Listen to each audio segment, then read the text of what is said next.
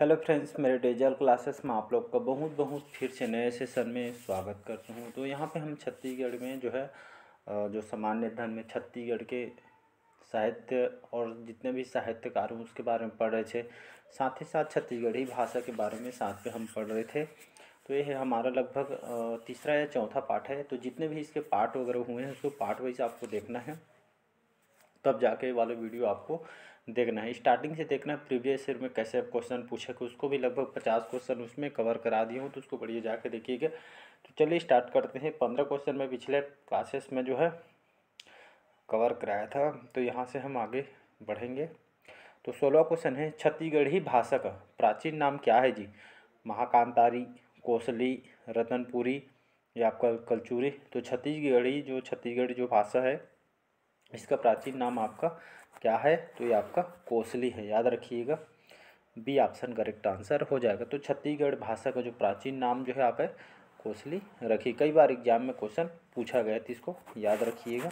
Second question देखते हैं यहाँ पे, छत्तीसगढ़ की प्रथम छत्तीसगढ़ी व्याकरण का जो सृजन कब किया गया था? 1870, 1880, 1890 में या आपका 1895 में। तो यहाँ पे बोला जा रहा है छत्तीसगढ़ की प्रथम छत्तीसगढ़ी व्याकरण का, छत्तीसगढ़ी भाषा का जो व्याकरण का सृजन जो है आपका कब किया गया था? तो इसका जो करेक्ट आंसर हो जाएगा बी ऑप्शन करेक्ट आंसर हो जाएगा। याद रखिए जो 1880 ईस्वी जो है छत्तीसगढ़ की प्रथम छत्तीसगढ़ी व्याकरण का सृजन यहाँ पे किया था 1880 में। छत्तीसगढ़ के प्रथम पाणिनि या व्याकरणाचार्य किसको कहा जाता है? तो याद रखिए हीरालाल जो काव्योपाध्याय है इसको छत्तीसगढ़ के प्रथम पाणिनि या इनको व्याकरणाचार्य यहाँ पे कहा गया है। तो इसको याद रखिए, आपके व्यापम पीएससी में यहाँ से क्वेश्चन आपसे पूछे गए हैं। पिछले सेशन में भी जो है आपका इसको पूरा बताया गया है। अगला क्वेश्चन देखते हैं छत्तीसगढ़ की प्रथम राजभाषा कौन सी है? छत्तीसगढ़ की प्रथम राजभाषा कौन सी है? हिंदी, अंग्रेजी, छत्तीसगढ़ी या उर्दू भाषा। तो छत्तीसगढ़ की प्रथम राजभाषा, इसका जो करेक्ट आंसर हो जाएगा सी ऑप्शन करेक्ट आंसर हो जाएगा। तो छत्तीसगढ़ की प्रथम राजभाषा हमारी छत्तीसगढ़ी भाषा है, इसको याद रखिएगा। छत्तीसगढ़ी भाषा जो है हमारे छत्तीसगढ़ में जो पूरा यहाँ पे छत्तीसगढ़ी भाषा जो है स्टार्टिंग से बोला जा रहा है हमारी राजभाषा है। तो इसको याद रखिएगा, सी ऑप्शन यहाँ पे करेक्ट आंसर हो जाएगा। अगला क्वेश्चन है, ये आपका पीएससी में क्वेश्चन आया हुआ था। जितने भी क्वेश्चन है सभी इम्पोर्टेंट है। छत्तीसगढ़ी जो भाषा है किस भाषा परिवार के अंतर्गत इसको बोली जाती है? तो छत्तीसगढ़ी किस भाषा परिवार की एक बोली है? भारूपी भाषा, द्रविड़ भाषा, मुंडा भाषा या इनमें से कोई नहीं। इसका जो करेक्ट आंसर हो जाएगा यहाँ पे ए ऑप्शन करेक्ट आंसर हो जाएगा, याद रखिएगा। तो छत्तीसगढ़ी जो है जो भाषा है किस भाषा परिवार की एक बोली है? तो याद रखिएगा भारूपी जो है इस जो है छत्तीसगढ़ी जो आपका भारूपी जो भाषा परिवार की एक बोली है। ए ऑप्शन यहाँ पे करेक्ट आंसर हो जाएगा। ये आपका पूर्वी हिंदी से यहाँ पे आई हुई है, तो इसका ए ऑप्शन यहाँ पे करेक्ट आंसर हो जाएगा। अगला क्वेश्चन देखते हैं, छत्तीसगढ़ी जो हिंदी भाषा की किस उपभाषा के अंतर्गत आती है? पूर्वी हिंदी, पश्चिमी हिंदी, पहाड़ी या आपका बिहारी। तो अभी तो इसको जस्ट अभी आप लोग को बताया हूँ, इसका जो करेक्ट आंसर हो जाएगा यहाँ पे ए ऑप्शन करेक्ट आंसर हो जाएगा। तो छत्तीसगढ़ी जो है आपका हिंदी भाषा परिवार की, छत्तीसगढ़ी जो भाषा है हिंदी भाषा परिवार के किस उपभाषा के अंतर्गत आती है? तो आपका पूर्वी हिंदी, याद रखिए पूर्वी हिंदी उपभाषा के अंतर्गत आती है। और छत्तीसगढ़ी जो हमारी राजभाषा है तो इसको भी याद रखिएगा। कहाँ से ये भी आपका क्वेश्चन आया हो, शायद पिछले प्रीवियस ईयर में क्वेश्चन आया हुआ था पीएससी में। अगला क्वेश्चन देखते हैं यहाँ पे, छत्तीसगढ़ी को किस अन्य भाषा के नाम से भी इसको जाना जाता है? छत्तीसगढ़ी भाषा किस अन्य नाम से इसको जाना जाता है? खलटाही, लरिया, ए और बी, न तो ए और ना ही आपका बी हो जाएगा। तो इसका जो करेक्ट आंसर हो जाएगा यहाँ पे सी ऑप्शन करेक्ट आंसर हो जाएगा। याद रखिए छत्तीसगढ़ी जो है किस अन्य भाषा के नाम से इसको जानते हैं? तो इसको खलटाही के नाम से भी जानते हैं और इसको लरिया के भी नाम से इसको जानते हैं। मतलब ए और बी आपका करेक्ट आंसर हो जाएगा। दोनों जो है आपका इसका करेक्ट आंसर, मतलब इसको अन्य नाम से भी जानते हैं। तो खलटाही और लरिया के अंतर्गत ही आपका आती है, छत्तीसगढ़ी को कहा जाता है। नेक्स्ट क्वेश्चन देखते हैं यहाँ पे, अगला क्वेश्चन तरफ बढ़ते हैं। छत्तीसगढ़ी साहित्य के भीष्म पितामह किसे कहा जाता है? छत्तीसगढ़ी साहित्य के भीष्म पितामह किसको कहा जाता है या किसे कहा जाता है? पंडित लोचन प्रसाद पांडे जी को, मुकुटधर पांडे जी को, पद्मलाल पुन्नालाल बख्शी जी या आपके पंडित सुंदरलाल शर्मा जी। तो कौन से जो जो साहित्यकार को साहित्य के छत्तीसगढ़ी साहित्य के भीष्म पितामह कहा जाता है? इसका जो करेक्ट आंसर हो जाएगा यहाँ पे ए ऑप्शन यहाँ पे करेक्ट आंसर हो जाएगा। याद रखिएगा, पंडित लोचन प्रसाद जो पांडे हैं इनको छत्तीसगढ़ी साहित्य के इनको भीष्म पितामह इनको कहा जाता है, पंडित लोचन प्रसाद पांडे जी को। बाकी जो भीष्म पितामह यहाँ से क्वेश्चन बन सकता है जो आपके नृत्य वगैरह के यहाँ पे वो अलग मैटर है। तो यहाँ पे छत्तीसगढ़ साहित्य के बारे में पढ़ रहे तो छत्तीसगढ़ी साहित्य के भीष्म पितामह पंडित लोचन प्रसाद पांडे को कहा जाता है, जो कि जांजगीर चांपा जो बालपुर है वहाँ के जो के रहने वाले हमारे छत्तीसगढ़ के। इनके जो प्रमुख जो छत्तीसगढ़ के जो प्रथम नाटक है कलिकाल याद रखिएगा, इनकी नाटक है छत्तीसगढ़ के प्रथम नाटक कलिकाल, जो कि लोचन प्रसाद पांडे ने इसको लिखी गई है। इनके जो उपन्यास है दो मित्र, याद रखिएगा दो मित्र है इनके उपन्यास है। तो लोचन प्रसाद द्वारा जो प्रथम नाटक कलिकाल है, इनके जो उपन्यास है दो मित्र, तो दोनों को आपको याद रखना है। ये जो क्वेश्चन आपसे पूछा जा सकते हैं। और यहाँ पे जो है पद्मलाल पुन्नालाल बख्शी, इनसे भी क्वेश्चन, इनके जो प्रमुख जो रचना है पद्मलाल पुन्नालाल बख्शी, जैसे इनका झलमलाकारी सरस्वती पत्रिका के संपादक भी रहे हैं, क्या लिखूं, और इनके जो प्रमुख जो रचना है झलमला है, सरस्वती पत्रिका, क्या लिखूं, पंचपात्र, ये जो है प्रमुख इनकी रचना है, जो कि एग्जाम में क्वेश्चन यहाँ से पूछे गए हैं। अगला क्वेश्चन देखते हैं यहाँ पे। अगला और इम्पोर्टेंट क्वेश्चन है ये भी। छत्तीसगढ़ी दान लीला के रचनाकार का नाम है, तो छत्तीसगढ़ी दान लीला के रचनाकार कौन है? पंडित सुंदरलाल शर्मा जी, पंडित लोचन प्रसाद पांडे जी, मुकुटधर पांडे जी या आपके बंशीधर शर्मा जी। तो इसका जो करेक्ट आंसर हो जाएगा पंडित सुंदरलाल शर्मा, इसका करेक्ट आंसर हो जाएगा। तो छत्तीसगढ़ी दान लीला के रचनाकार कौन है? तो पंडित सुंदरलाल शर्मा जी। याद रखिएगा, इनकी जो रचना है दान लीला, जो कि आपके भगवान श्री कृष्ण के लीलाओं पे आधारित जो है श्रृंगार रस में जो है इनका वर्णन किया गया है, किसके द्वारा किया गया है? पंडित सुंदरलाल शर्मा के द्वारा। इनकी जो पत्रिका है कृष्ण जन्म जो पत्रिका है 1922 में इनके द्वारा लिखी गई थी। और कहाँ से लिखी गई थी? रायपुर जेल में रह के इन्होंने इस पत्रिका को इनके द्वारा लिखी गई है। और एक दुलरवा पत्रिका है पंडित सुंदरलाल शर्मा जी की। और सीता परिणय है, नाटक है, पार्वती परिणय इनके प्रमुख नाटक है, सच्चा सरदार जो कि इनके उपन्यास है, ध्रुवचरित इनकी नाटक है। ये जो है एग्जाम में जो आपका जो पत्रिका को पूछा गया है, और आपके जो पहराज चलित है नाटक है इनके द्वारा पूछी गई है। दान लीला को तो आपको याद रखना है, कृष्ण भगवान श्री कृष्ण के लीलाओं पर आधारित है। 1922 में इसको ये जो इनके द्वारा यहाँ पत्रिका को लॉन्च किया गया था, तो इसको याद रखना है। ए ऑप्शन यहाँ पे करेक्ट आंसर हो जाएगा। यहाँ पे मुकुटधर पांडे, इनसे भी क्वेश्चन पूछा जा सकता है। मुकुटधर पांडे जो कि कुरुरी के प्रति, याद रखें मुकुटधर पांडे जी हैं, कुरुरी के प्रति जो कि छायावाद, इनको जो कवि कहे जाते हैं, छायावाद काव्य के जनक भी इनको माना जाता है। इनकी जो प्रमुख रचना है पूजा के फूल, शैलबाला, ये सभी उनकी प्रमुख रचना है। और मुकुटधर पांडे के द्वारा महाकवि कालिदास द्वारा लिखी गई रचना जो मेघदूतम का जो है छत्तीसगढ़ी भाषा में अनुवाद किसने किया था? तो ये मुकुटधर पांडे जी ने किया था। और सन 1976 में जो है इनको पद्मश्री से, याद रखें पद्मश्री से भी इनको सम्मानित किया गया है, तो इसको याद रखें, इम्पोर्टेंट है। अगला क्वेश्चन देखते हैं यहाँ पे।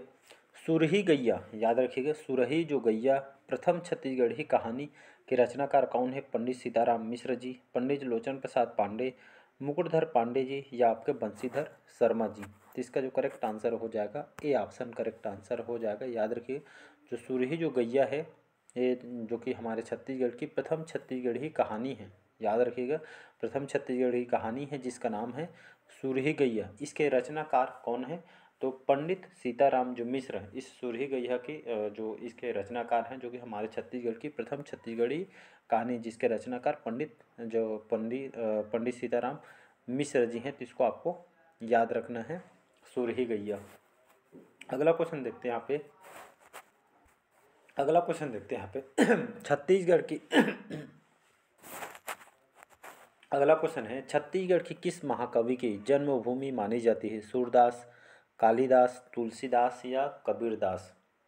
तो इसका जो करेक्ट आंसर हो जाएगा यहाँ पे बी ऑप्शन यहाँ पे करेक्ट आंसर हो जाएगा। याद रखें कालिदास, जो कि छत्तीसगढ़ में कहा जाता है महाकवि जो कालिदास है, इनका जो जन्म हमारे छत्तीसगढ़ में इनका जन्म हुआ ऐसा करके यहाँ पे, इसलिए जिसकी जन्मभूमि भी मानी जाती है कवि कालिदास जी को। याद रखें इनके जो इनके द्वारा लिखे गए जो मेघदूतम, जो इनका बहुत ही फेमस रचना है, जिसका छत्तीसगढ़ी भाषा में अनुवाद किसने किया था? तो मुकुटधर पांडे ने किया था। इसीलिए 1976 में इनको पद्मश्री सम्मान से भी इनको नवाजा गया गया था। तो इसको याद रखिएगा। अगला क्वेश्चन देखते हैं यहाँ पे यहाँ पे छत्तीसगढ़ के प्रथम प्रबंध काव्य जो ग्रंथ किसे माना गया है? छत्तीसगढ़ के जो प्रथम प्रबंध काव्य जो ग्रंथ किसे माना गया है? छत्तीसगढ़ी दान लीला को, या आपका नित्य जो प्रवाह को, मोर मायारू रूप गाँव को, या आपका गीत माधव को? तो इसका जो करेक्ट आंसर हो जाएगा यहाँ पे ए ऑप्शन करेक्ट आंसर हो जाएगा। तो छत्तीसगढ़ के प्रथम जो प्रबंध काव्य जो ग्रंथ किसे माना गया है? तो छत्तीसगढ़ी दान लीला को माना गया है। ए ऑप्शन यहाँ पे करेक्ट आंसर हो जाएगा, इसको याद रखिएगा। अगला क्वेश्चन बढ़ते हैं यहाँ पे छत्तीसगढ़ी भाषा के जो पाणिनि, जिन्होंने छत्तीसगढ़ी का जो प्रथम व्याकरण लिखा था, ये आपके कौन से व्यक्ति थे या कौन थे? जी ए ग्रियर्सन जी, हीरालाल काव्योपाध्याय, लोचन प्रसाद पांडे या नरेंद्र देव वर्मा जी? तो इसका जो करेक्ट आंसर हो जाएगा यहाँ पे बी ऑप्शन करेक्ट आंसर हो जाएगी। स्टार्टिंग में भी इसको बताया था, छत्तीसगढ़ के प्रथम जो पाणिनि या व्याकरणाचार्य कौन है? तो हीरालाल काव्योपाध्याय को कहा जाता है। छत्तीसगढ़ी भाषा के जो है पाणिनि, जिन्होंने छत्तीसगढ़ी का प्रथम व्याकरण इन्होंने लिखा था, कौन है?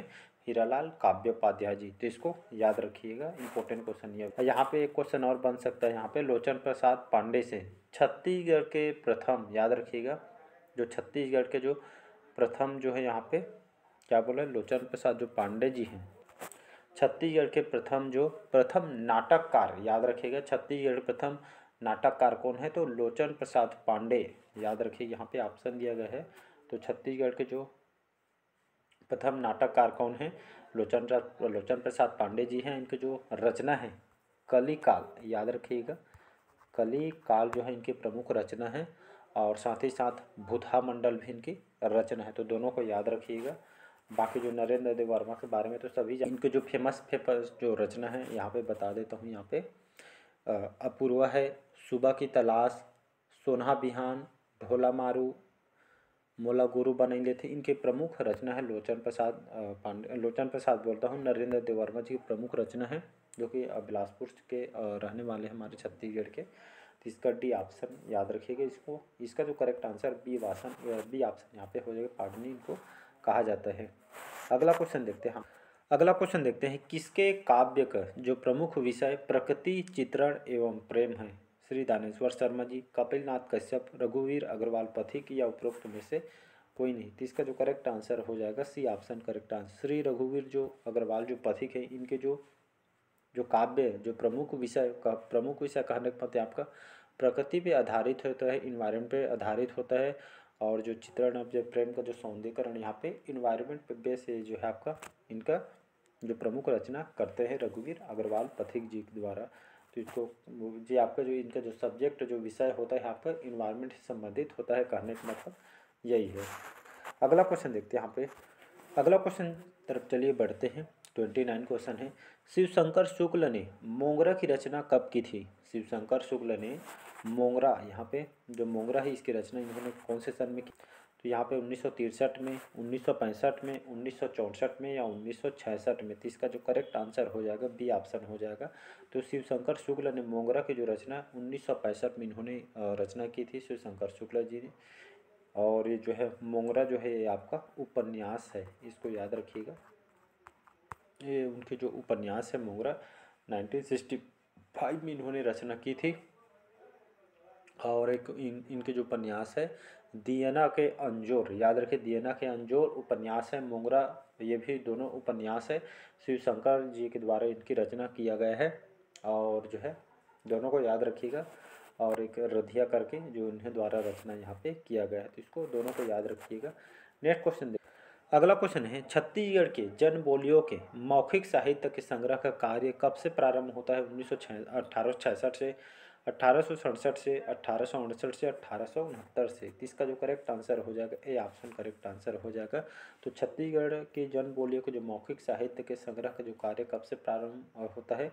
तो वर्ष 1866 यहाँ पे प्रारंभ होता है। तो इसको याद रखें, मौखिक साहित्य। चलिए, तो आज का सेशन हम यहीं तक रखते हैं। बाकी जो क्वेश्चन है हम अगले पार्ट में क्वेश्चन को कवर करेंगे।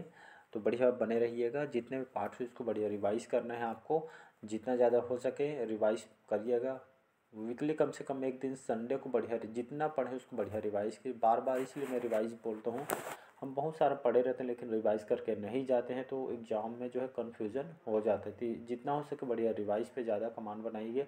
हो सके जितना ज़्यादा मॉक टेस्ट लगाइएगा, हो सके ज़्यादा एमसीक्यू क्वेश्चन सॉल्व करते चलिएगा। बाकी आप समझदार हो। चलिए, मिलते हैं अगले पार्ट में। आज के सेशन हम यहीं तक रखते हैं। डेली बेस पे करंट अफेयर्स अभी छत्तीसगढ़ के साथ ही साथ नेशनल इंटरनेशनल करंट अफेयर्स भी अपलोड करता हूँ, क्लासेस वगैरह, तो उसको बढ़िया जुड़ सकते हैं आप। तो चलिए, इतना ही आज के, इतना ही। Thank you.